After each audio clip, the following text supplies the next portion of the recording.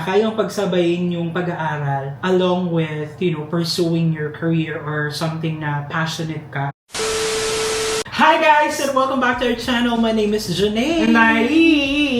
Ayan, maayong buntag kaninyong tanan. And for today's vlog ay papanoorin natin ang Journey to the Crown Challenge entry ng isa sa mga candidates for Hiyas ng Pilipinas 2024. This time it's going to be Miss or Hiyas ng South Cotabato. That's Clara Nodesca Michelina.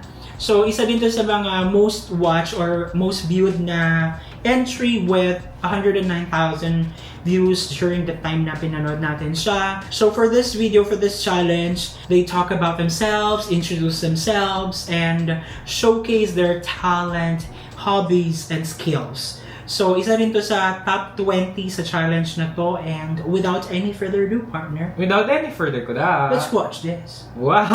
My accent. I effectively manage diverse responsibilities and projects simultaneously. After an exhausting day at school, I automatically go home.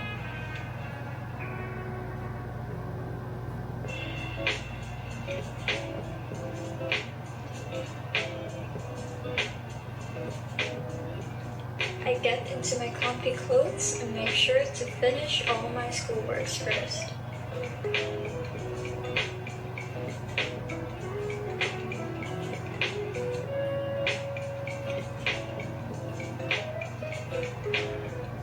Additionally, my unique talent for teaching passerelle to children allows me to nurture their confidence and grace of directing, most especially to those who wish to become a beauty someday. My love for reading fuels my creativity and keeps me constantly learning and reflecting. After a productive day multitasking all my responsibilities, I make sure to write everything down to remind me that tomorrow is another day to live, foster, and continue. Napaka-personal nung kanyang atake. Yung sa audio lang siguro medyo mahina or hindi siya ganun appealing ba. Though ang kanyang atake is more of a day in the life of Clara. Wow! Parang ganun. Oo. Ganun yung kanyang naging atake and yeah, okay lang din yung ganun, di ba? Actually, parang nga siyang yung mga TikTok posts, ganyan, na a day in my life, ganyan, yung mga ganun kasimple. Na-appreciate ko naman na estudyante pa kasi siya. And, yung, siguro starting her career, ganyan, syempre wala pang ganung production ng kabongga, pero she was able to tell her story. Maganda yun na at least, di ba, we advocate education din kasi naman na, wow, advocate education. Pero we appreciate that na ipapakita nung isang queen kasi mostly yung mga kabataan kung gaano kahalaga yung education ng that video. 'Di ba?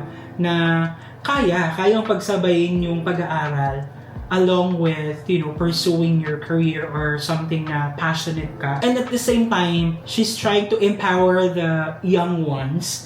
At least na papass on niya kung ano yung skill na meron siya dun sa mga gusto pang maging beauty queen in the future. Parang ganon. So, it's like the tradition will, goes on, live on, parang ganon. I must say ano na siya. Don't say it. Hindi, kailangan ko talaga sabihin. extra, na siya extra performing student na siya. Kasi dami niyang dinadagdag aside from schooling and yung management niya ng time niya is super nakakahanga din. Parang ganun.